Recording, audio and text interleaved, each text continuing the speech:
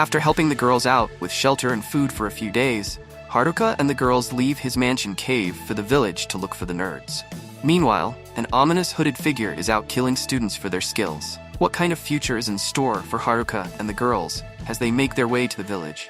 Find out in this episode of Loner, Living in Another World. It's episode 4, and Haruka is walking the girls out of the woods to keep them out of reach of the delinquents to keep them safe.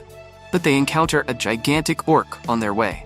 Terrified by the monster in front of them, the girls hide behind trees, while Haruka stands up to the orc and tells them to watch and learn as he shows them how it's done, only to scurry from there and hide behind a tree himself. Since orcs were resistant to physical damage, Haruka thinks of magic spells he could use against them. Grand magic, in particular, which uses all 4 elements under one skill. Haruka had gathered all but the fire skill by using his packing skill, doing random chores. As Haruka thinks even bad skills can come in handy, the orc nearly gives Haruka a little kiss from his massive baton. Annoyed by the orc's totally unchill attitude, Haruka gives him a little smack with his wooden sword, killing it as a result.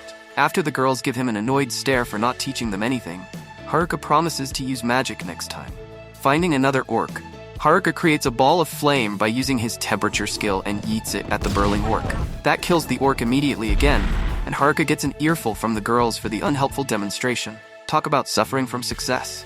While the girls have a hearty dinner, Haruka sets up traps around their camp in case the delinquents show up. While looking through his map using his contact lens for the shortest route for tomorrow, Haruka gets alerted by his perception skill about imminent danger. Haruka goes to check it out.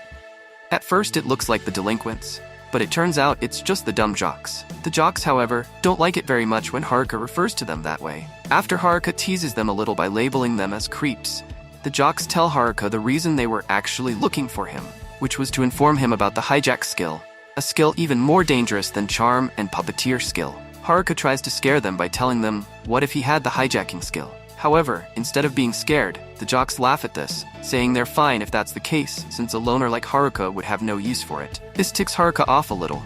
Haruka tells them that it's true he doesn't have hijack, but he did learn subjugate that can turn anyone into his pet. The jocks think that is perhaps even worse than hijacking. The jocks then leave, asking Haruka to apologize to the class rep and the rest of the girls for leaving them before. Haruka bids them farewell by comparing their intellect with that of pea-brain goblins, like a true gentleman. It's the morning of day 17, and Haruka tells the girls they better get armored up since they were walking through the woods again. While the girls suit up, the class rep calls Haruka to the side and asks him about his little conversation with the jocks. Haruka tells her he completely forgot to tell her that they wanted to apologize to her and the girls. The class rep tells Haruka she wasn't talking about that part, but about hijack. Haruka then tells her that he knows that she had it. It was obvious to him. The class rep then asks Haruka why he helped her if he knew, as the skill used was to steal another person's skill by killing them. Haruka reassures her by saying that the nerds trusted her, which is why they never sealed her skill off when they sealed puppeteer and charm, and he also felt the same way. Touched by her comrades' trust in her, the class rep tears up. Haruka, being the Riz master he is, jokes that she had been crying quite a bit recently. But when she tells him it's mostly because of him, Haruka runs away, calling it an attempt to frame him, while the class rep feels the cool breeze hit her as she mutters, "No, you've done so much, and thanks, Haruka." Continuing their journey, Haruka asks the class rep to look after the girls for a little while. He goes ahead to scout. Using his magic rap skill coupled with weight skill, Haruka makes good use of his crappy skills and glides through the woods by fluctuating his weight around, eventually leaping high into the sky, believing he could fly. But the realization that he wasn't a bird hits him soon, and starts falling, crashing through the branches and eventually falling flat on the ground, like a piece of buttered bread that always falls butter side up. Haruka is glad he had wrapped himself in magic wrap, as he would have definitely died otherwise. A class rep tears Haruka a new one after finding him all banged up just from a simple scouting, especially furious at him for not using his communication skill at all. Haruka, not being able to come up with any excuses, tries to bribe her with some juice, which perhaps could be effective on a kindergartner, but does not sway class rep one bit. Despite some speed bumps and hurdles along the way, using the path he had scouted out yesterday, Haruka and the girls finally make it out of the woods. Checking his skill stack, Haruka notices a new skill, Airwalk, which allows him to, as the name implies, walk on air. After walking a certain height, Haruka uses his vision skill to see if the path ahead is clear of any threats when he notices a bunch of armored Isekai world natives surrounded by a pack of green wolf monsters. Haruka communicates this to the class rep and the girls, who think they should send their fastest to their help immediately. suspicious of these natives? As monsters don't usually attack good native people in isekai worlds, Haruka tells the class rep they could be bandits, and it could be a trap, plus they wouldn't be able to make it in time anyways. But as the kind-hearted class rep insists they help them and volunteers to go herself, Haruka can't help but help her. Haruka uses magic wrap to boost his physical fitness, weight magic to lighten his weight, and grand magic to create wind. He then uses his newly acquired skill, airwalk, and shoots across the sky at amazing speeds. But poor class rep gets caught in his wind and hangs on barely as Haruka bolts across the sky. Class rep tells Haruka to stop, but once again, not thinking ahead, Haruka tells her that isn't possible at this speed, and the two crash at their destination. Dirt rises up from their big crash, and as it clears, the crash landing had actually taken out all the wolf monsters, although the poor victims also get wrapped up in it.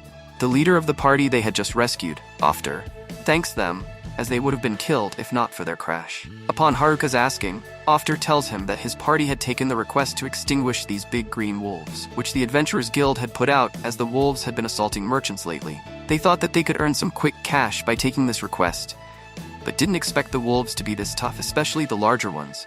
Feeling sorry for them, Haruka offers them the only food he ever has, his grilled mushrooms. Turns out, Haruka's mushrooms were actually rare stamina caps that instantly rejuvenate the injured and worn-out party members. Haruka is just glad they liked his mushrooms, as he didn't have anything good to offer. As class rep wakes up, she sees Haruka getting ready to pick a fight with the dudes in the party for having such pretty female members in their party. As she tries to stop Haruka from picking on injured people, the rest of the class finally arrives.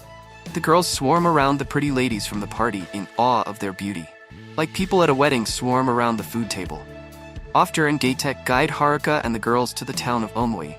After arriving, Haruka draws them a line in the dirt, which the girls jump to celebrate finally arriving at the town they had been trying to reach for so long. Meanwhile, somewhere in the woods, the delinquents get riled up about attacking the girls again, as they had leveled up quite a bit now. Tanaka, the nerd accompanying the delinquents, suggests they should first try to unseal their charm and puppeteer skills again.